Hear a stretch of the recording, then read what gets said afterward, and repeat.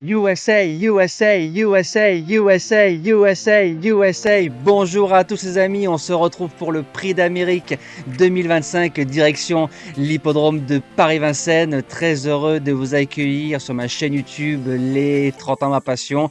Comme d'habitude, vous le savez, on lâche un like, on partage la vidéo, on laisse son pronostic concernant la belle épreuve qui nous attend dimanche. Pour ceux qui ne savent pas, rendez-vous ce soir à partir de 20h45 sur TikTok pour faire le live Prix d'Amérique et parler des 18 concurrents au départ de cette épreuve. Et nous, demain matin, à partir de 11h30 sur la chaîne YouTube, il faudra absolument être abonné à la chaîne YouTube pour participer au chat du Prix d'Amérique. C'est gratuit, donnez un maximum de force, je compte sur vous. On va retrouver les résultats du coup de la journée de mercredi à Cannes-sur-Mer. Dans le Quintet, on est premier, troisième, quatrième, cinquième et course par course peut mieux faire dans l'ensemble.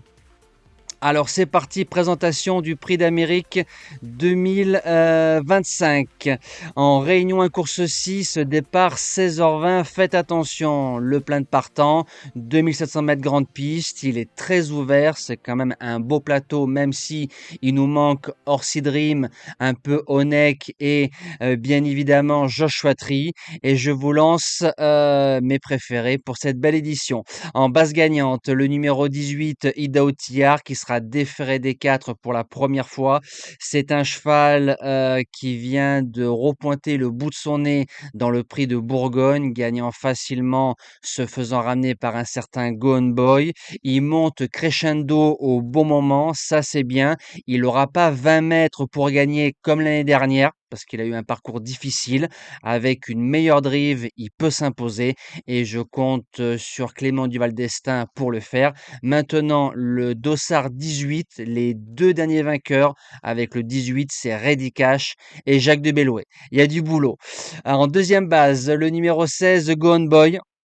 On lui a sucré le critérium des 4 ans, pour ceux qui s'en rappellent. Le cheval a franchi pas mal de paliers. Je pensais pas le voir à ce niveau-là à 9 ans. Le fils de Password est en plein boom à l'heure actuelle. Il est quatrième en 2024 de cette épreuve, très malheureux. Faudra le monter un peu plus dans la course. Il a fait un drôle de truc dans le prix de Bourgogne. Franchement, il a fait un truc d'un grand cheval. Et Going Boy fait partie aussi des postulants à la victoire. Pour les chances, le numéro 13, Sam Moteur, c'est le grand absent de l'édition 2024 pour cause de blessure. Il a fait deuxième du Bretagne. Derrière, il s'est imposé facilement. Björn Goop qui est à la drive, déféré des postérieurs. Björn Goop sait driver les prix d'Amérique. Il sera drivé offensif et Sam Moteur à sa place à l'arrivée. En quatrième position, le numéro 11, Hussard du Landré. Alors lui, c'est le malheureux de l'édition 2024. Il a pris le galop après plusieurs reprises de départ. Maintenant, il pue le Bird Parker. C'est vraiment le digne fils du champion Bird Parker. Il est dur. Il a gagné le Bretagne tête et corde. Dans le Bourgogne, il a pris un mur qui s'appelait Emeraude de B. Johan va faire devant méchant et devant méchant, il peut garder une place dans les 5. En cinquième position, mon petit coup du fou, entre guillemets, le numéro 2, Keep Going, qui a fait un drôle de truc dans le Continental, même si c'est pas le Continental du siècle. Il a marché 9-7 tête et corde devant méchant comme un grand. Il est lauréat du Critérium.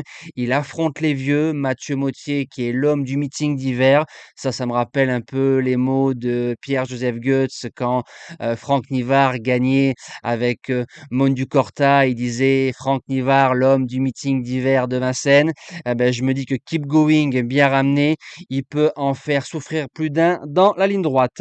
En sixième position, le 17, Hookerberry. On le connaît, je ne pouvais pas faire sans le fils de Booster Winner. Il est vainqueur de l'édition 2023. Il est un peu dans les mauvais coups dans l'édition 2024. Maintenant, c'est un pisteur et sur 300 mètres, il va très vite. En septième position, le numéro 8, Just Love You. Elle revient de loin, Alex l'adore. Elle fait troisième du Critérium des 5 ans sans être à 100%. Derrière, quatrième d'une B. Ensuite, elle a gagné le Ténor de Beaune facilement. Elle a l'avantage de pouvoir démarrer. Donc, dans un prix d'Amérique, c'est un gros atout de pouvoir se retrouver dans le premier tiers du peloton dès le premier tournant. Et avec un grand driver, ça se garde.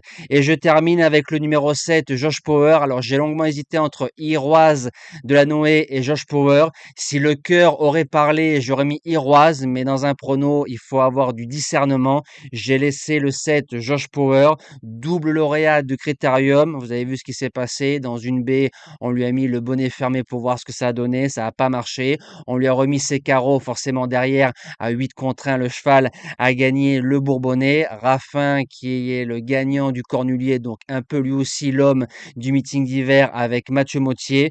Josh Power, voilà pour les places, ça se garde. Concernant Iroise de la Noé, parce qu'on va me dire tu l'as pas gardé, je peux pas tous les garder.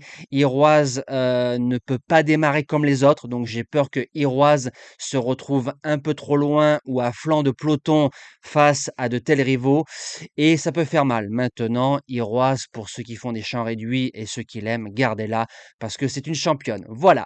Donc rendez-vous ce soir pour les TikTokers. Sinon, pour les youtubeurs, rendez-vous demain matin à partir de 11h30.